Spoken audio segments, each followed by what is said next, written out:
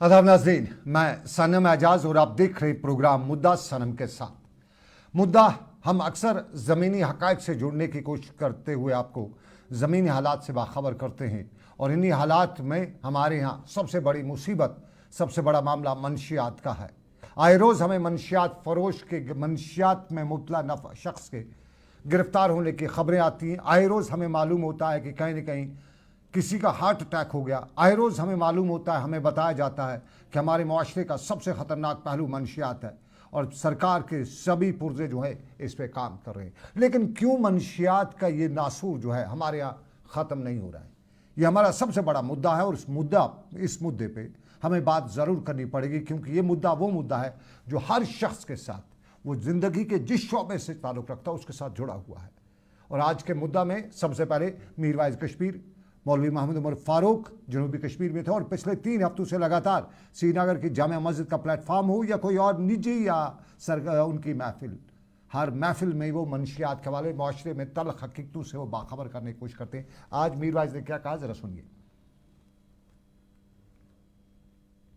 इसमें इस वक्त ये है कि जहां तक कि मनशियात का मामला है, इसे हमें देखिए, हमें बीमार को भी एड्रेस करना है और बीमारी को भी एड्रेस करना है। हमें बीमारी से नफरत करनी है, न कि बीमार से। तो ये एक बहुत बड़ा मसला है कि जो सोशल स्टिग्मा है कि बहुत से लोग डरते हैं कि अगर उनका बच्चा या बच्ची इन्वॉल्व हो गया है तो वो आगे नहीं आ रहे हैं, उनका इलाज नहीं करा रहे हैं। तो उस हवाले से जो सोशल स्टिग्मा का मसला है, तो सबसे पहले हमें इसको एड्रेस करना है कि ये बीमार लोग हैं, इनका हमें इलाज करना है, और उसके साथ साथ जो इसमें इन्वॉल्व हैं बेचने में और खरीदने में, उनके हवाले से सख्त तरीन कार्रवाई होनी चाहिए। कश्मीरी कॉन्फ्लिक्ट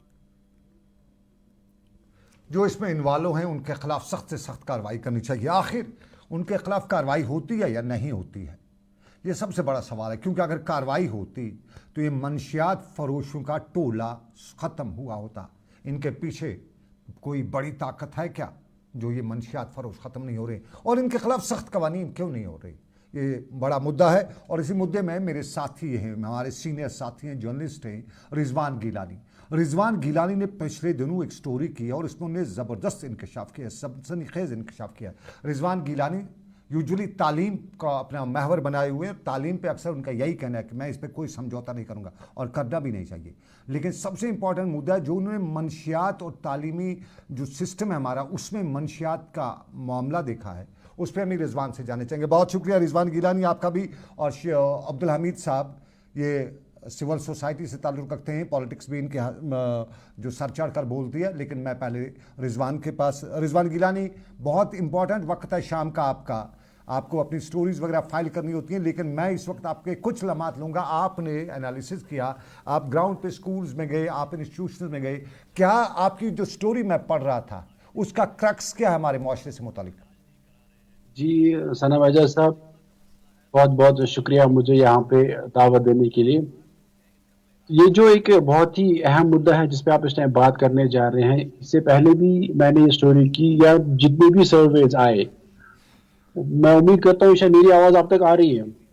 बिल्कुल, आपकी आवाज़ बिल्कुल हमारे नाजरीन सुन रहे हैं, और इंशाल्लाह इस पे कहीं ना कहीं अमल करने की कोशिश भी करते हैं। मुझे अक्सर दोस्त यही कहते हैं, आम लोग कहते हैं रिजवान को ज़रूर कभी कभी हमारे सामने लाया करिएगा, तभी मैं आपको तकलीफ दे रहा हूँ।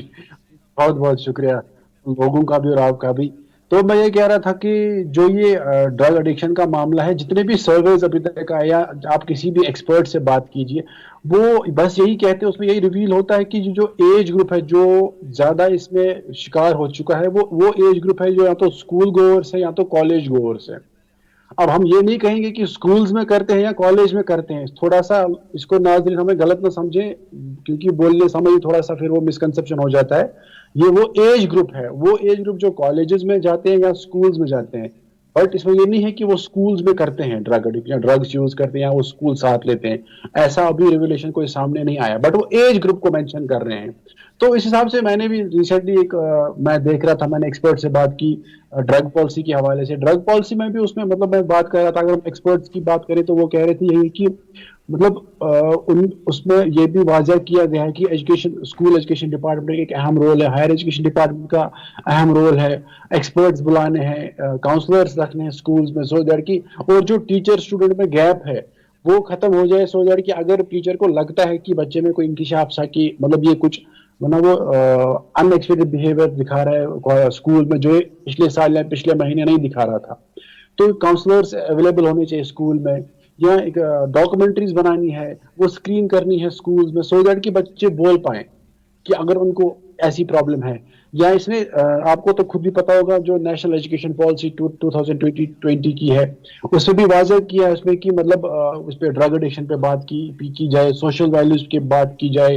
इवन कि रिसेंटली कुछ महीने पहले स्कूल एजुकेशन डिपार्टमेंट ने एक ऑर्डर निकाला था, एक स्ट्रिक्ट सर्कुलर निकाला था, मैं चाहता हूं कि वो इम्प्लीमेंट हो जाए हर किसी स्कूल में, कि उन्होंने ये कहा कि नेसेसरीली एक मॉर्निंग असेंबली होनी चाहिए आधे घंटे की या 40 मिनट्स की सुबह।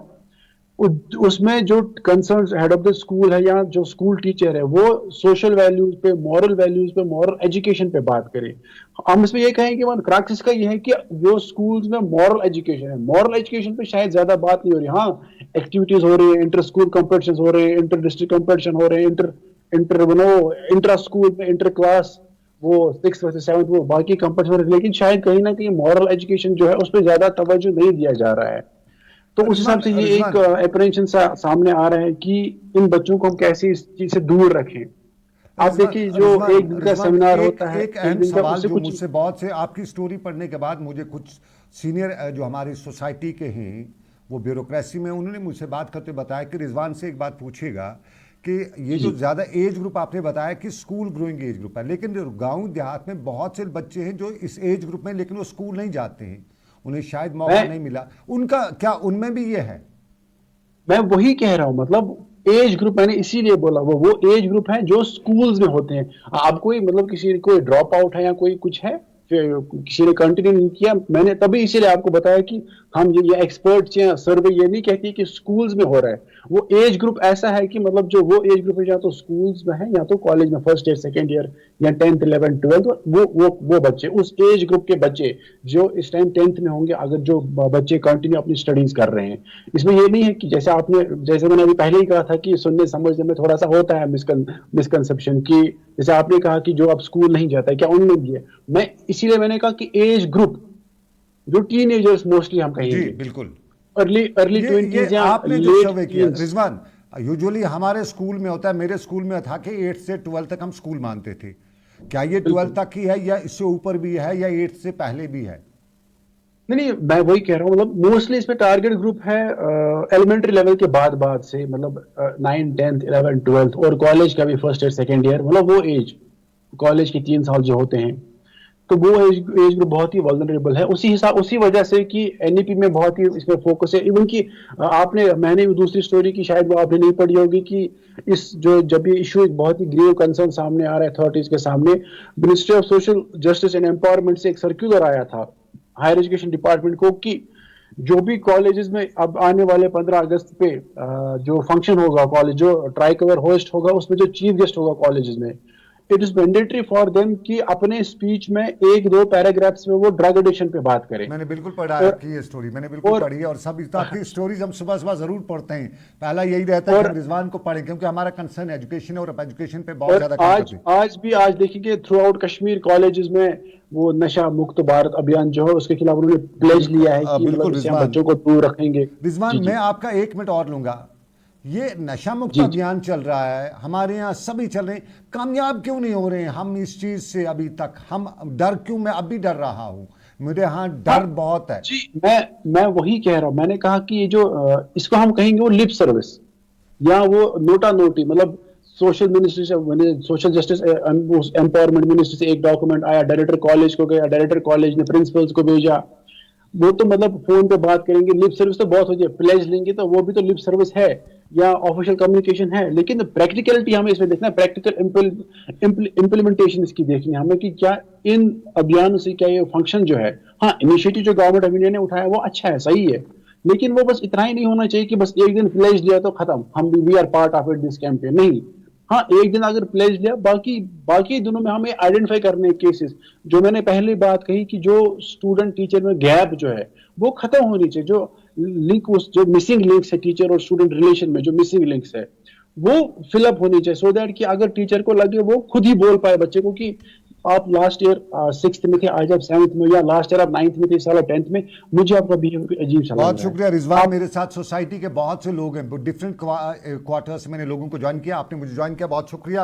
अब्दुल हमीद मेरे साथ हैं हमारी सोसाइटी के, और मुझे ज्वाइन करेंगे रईस अहमद पुलवामा से।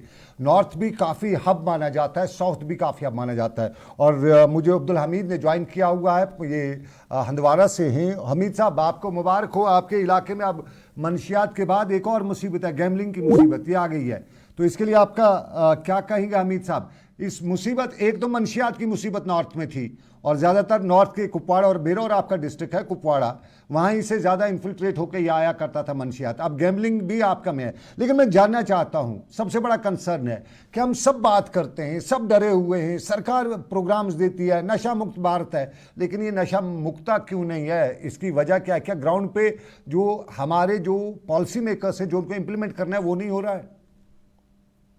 पहले मैं सलाम जी आपका शुक्रिया अदा करना चाहता हूँ, और वॉइस टीवी का शुक्रिया अदा करना चाहता हूँ कि इतने अच्छे और बड़े मसले पर बात हो रही है।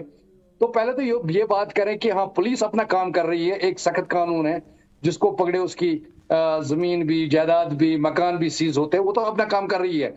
मगर दूसरी एजेंसियां क्या कर रही है?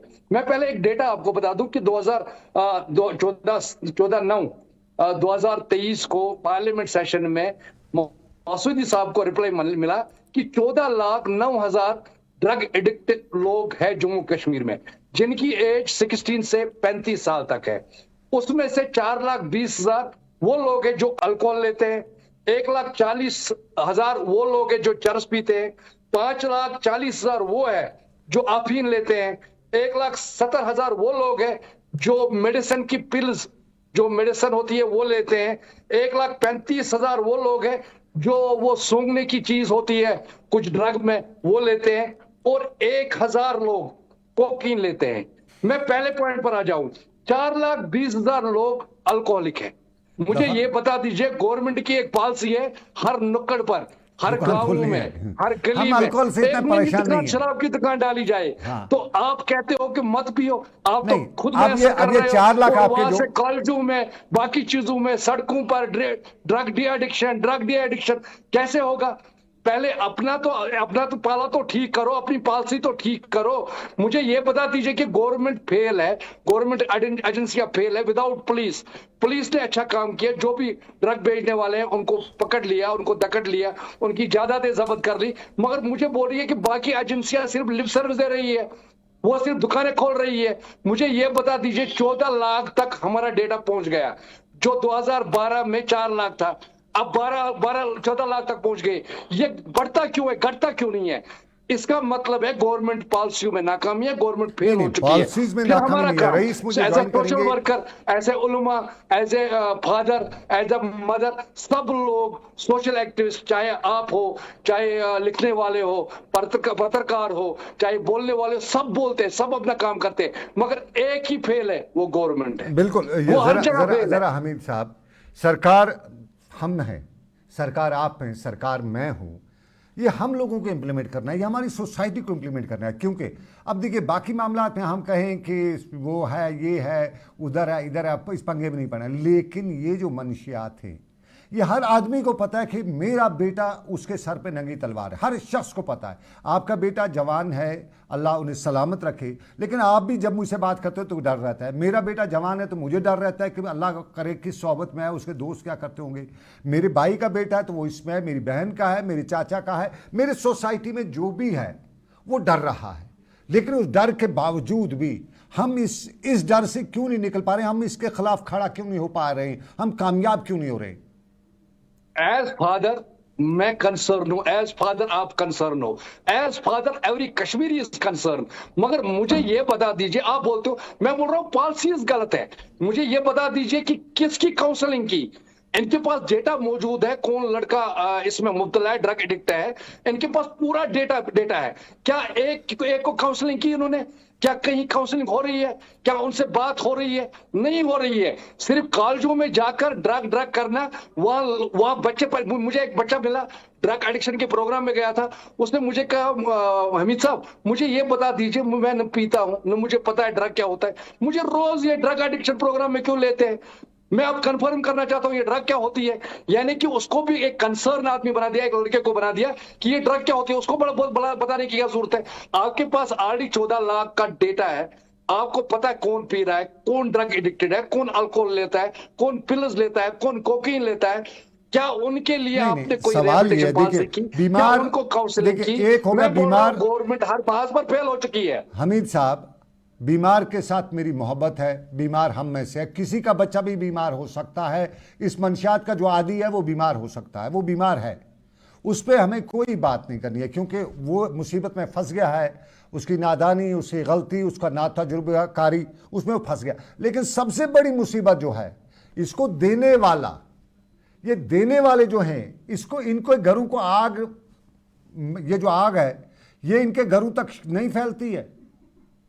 मैं वही बोल रहा हूं, मैंने पहले ही बता दिया, पुलिस एक अच्छा काम कर रही है, क्योंकि उन्होंने काफी लोगों की जायदादें जब्त की, कल काफी लोगों की मकाने जब्त की, काफी लोगों को एक्ट भी मिला, और जो भी आज मिलता है उसको छोड़ा नहीं जाता। वो एक साइड है, वो अच्छा काम कर रहे हैं। मगर मैं बोल रहा हूं कि 14,09,000 में क्या गवर्नमेंट 9,000 भी कम नहीं कर पाती? मेरे साथ रईस अहमद, इतने मोटिवेशन पावर लगे, इतनी चीजें लगी है, इतने गवर्नमेंट प्रोग्राम होते हैं, क्या उन प्रोग्रामों से 2 लड़के भी आप नीचे नहीं ला सकते, 4 लड़के भी नीचे नहीं ला सकते? क्या उनकी काउंसलिंग होती है? क्या मैं बोल रहा हूँ कि ठीक है बीमार है, मगर बीमारी देखनी है किससे पैदा हो रही है, पैदा उससे हो रही है, या एक चीज में बता दूं, या अनएम्प्लॉयमेंट है, उसको भी उसकी तरफ भी आप ध्यान दे दीजिए, उसकी वजह से भी लोग बच्चे ड्रग एडिक्ट हो रहे हैं। मेरे साथ रईस अहमद हैं, ये साउथ कश्मीर को हमने रिप्रेजेंट करना है आज के इस मुद्दे, क्योंकि साउथ कश्मीर का ये जो बिजबाड़ा के आसपास से कुछ इलाके हैं, यहाँ तो खुलेआम आज भी कहते हैं बिकती है। रईस, आप साउथ कश्मीर से ताल्लुक़ रखते हैं, सोसाइटी के तहत आपके, मैं कुछ पोस्ट देखता रहता हूँ, लिखते रहते हैं आप, सोसाइटी के तहत आपकी एक जिम्मेदारी का एहसास मुझे नज़र आता है। ये साउथ कश्मीर में क्या हाल है मंशियात का? क्या वो तुलखन से लेके जो वो एरिया था अब साफ हो गया है? जी, पहले आपका शुक्रिया, मुझे यहाँ पे टाइम मिला बोलने का। जी, जैसे कि यहाँ पे जो माहौल था अद्वियात, ये ड्रग्स का जो आपने बात कही, तुलखन से यहाँ लेके जो अभी साफ हो रहा है, पुलिस इसमें बहुत अच्छा काम कर रही है। और मैं as social activist, social activist, यहाँ पे हम हर जगह पे सेमिनार करने की कोशिश कर रहे हैं कि ताकि लोग इससे अवेयर हो जाए। ये ड्रग्स का जो ये मसला है, यहाँ पे एक बहुत बड़ा मसला है हमारे साउथ कश्मीर में, जहाँ जैसे आपने बात की है तुलखन से लेके यहाँ पे, मतलब इतना ज्यादा कारोबार चलता था या नशे का, अभी साफ हो रहा है, दिन ब दिन साफ हो रहा है। इंशाल्लाह आइंदा भी हम यही उम्मीद करते हैं। पुलिस यहाँ पे अच्छा काम करते हैं, लेकिन हमारे जो उलमाए किराम है उनको भी इस पे बात करनी चाहिए, मस्जिदों में भी इसकी बात होनी चाहिए, या सोशल एक्टिविस्ट जितने भी यहाँ पे हमारे नौजवान इसके लिए इस रिलेटेड काम कर रहे हैं, उनको हमें साथ देने की कोशिश करनी है, ताकि ये जो यहाँ पे ड्रग्स का माहौल था जो अभी कम हो रहा है, ये दिन ब दिन और कम होता जा रहा है। इंशाल्लाह रहमान आइंदा हम उम्मीद करते हैं यहाँ का जो माहौल है, साउथ कश्मीर से हम बात करेंगे, साउथ कश्मीर बिल्कुल ड्रग फ्री हो जाए। इंशाल्लाह ड्रग फ्री हो जाएगा। लेकिन मैंने जब तुलखन की बात की तो तुलखन मोस्ट डेंजरस स्पॉट था साउथ कश्मीर। जी बिल्कुल बिल्कुल बिल्कुल जनाब। और उसके आसपास के घरों में भी बाज़ाब्ता तौर पे कोकीन, हशीश वगैरह जो कुछ भी इसके होते वो बेची जाती थी। बहुत साल पहले मैंने एक स्टोरी उसको कवर किया था, ऑपरेशन किया था। ये सारा कुछ हमारी नज़रों के सामने है। श्रीनगर के नौगाम से लेकर टैंगपोरा तक शाम गए के करीब कुछ खवातीन रात 9 बजे 8 बजे करीब कुछ खवातीन को बाईपास पे देखा जाता है। हकीकत में रात 10 बजे 9 बजे कोई लड़की शहर में अकेली घूमती हो। मुझे किसी दोस्त, कुछ लोगों ने बताया कि ये मंशियात फरोश हैं, ट्रक्स में जो लोग आते हैं उनको मंशियात बेचते हैं। रब जाने, वो जिम्मेदारी पुलिस की है कि उन पर नज़र रखे कि वो खवातीन रात के 10 बजे क्या मूवमेंट करती हैं। नौगाम से ज़्यादातर अक्सर टैंगपोरा तक की शिकायत आती है। हमीद साहब, आप दोनों मेरे साथ हैं, क्या आपके इलाकों में भी इस तरह के लोग जो है जिन पे नज़र रखने की ज़रूरत है? जी बिल्कुल नजर रखने की जरूरत है। पेरेंट्स को, ये पेरेंट्स का फर्ज बनता है। नहीं, मैं एक चीज देखिए, बात सुनिए, हम सब लोग पेरेंट्स की बात करते हैं। भाई मेरा बेटा सुबह ऑफिस स्कूल गया, मैं कहां अपनी रोजी रोटी के चक्कर में पड़ा रहूं या उसके पीछे पड़ा रहूं। जी जी बिल्कुल, तो बिल्कुल, ये सबसे आपकी बात इंपॉर्टेंट है, हमें उन लोगों को जो उन तक ये मंशियात पहुंचा रहे हैं उनको अलग करना है। रोकने की बच्चों जरूरत पे है, नजर तो रखेंगे, लेकिन कितनी नजर रखेंगे? रखने की जरूरत है और रोकने की जरूरत है। तो हमें उन चीजों को, उन लोगों को आइडेंटिफाई करना है। क्या हम लोग बिल्कुल। ऐसे लोगों को आइडेंटिफाई करेंगे जो मशकूक है, आपके इलाके में मंशियात के साथ उनका ताल्लुक है, ऐसे लोगों को हम कैसे आइडेंटिफाई करें? कुछ कोशिश की जा रही है, आप लोग बता रहे हैं।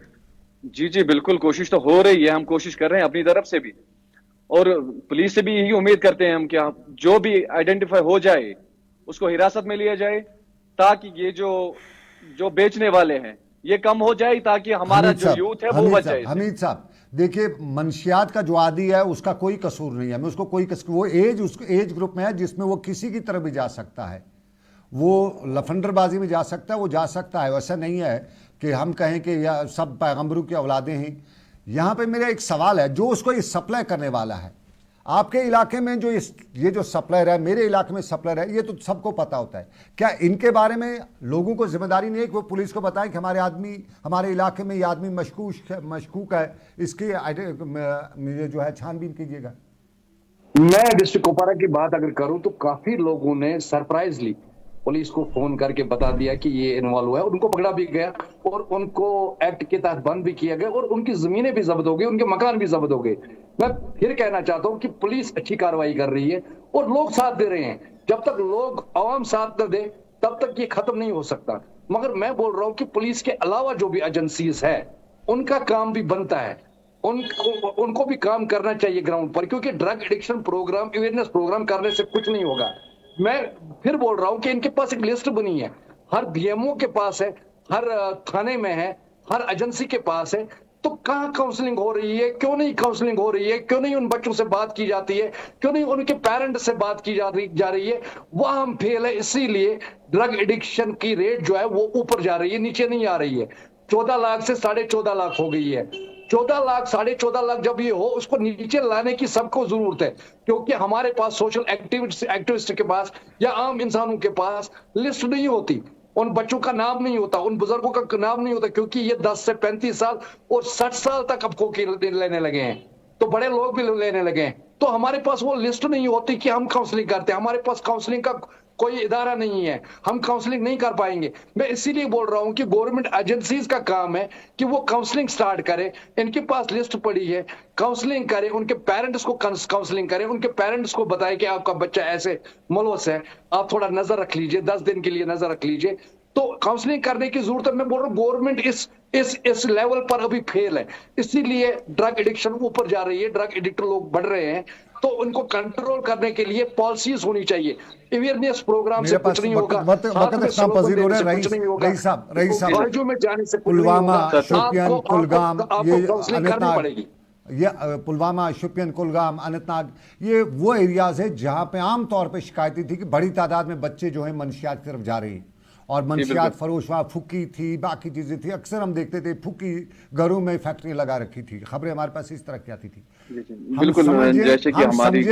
हम समझे अब कि साउथ कश्मीर के लोगों ने इसके खिलाफ लड़ने का फैसला किया और वो पकड़वा रहे हैं। जी बिल्कुल, जैसे भी गवर्नमेंट ने भी एक इनिशिएटिव बहुत अच्छा लिया है, जो इनकी प्रॉपर्टी जो है सीज हो रही है, ये भी एक बहुत अच्छा इनिशिएटिव है गवर्नमेंट की तरफ से कि इनकी प्रॉपर्टी सीज हो रही है, ताकि ये आगे न कर पाए, ये जो नशा है, जो कोई भी मतलब कैसे करते थे, ये अफीम बेचते थे या चरस गांजा वगैरह जो है, ये आगे ना कर सके।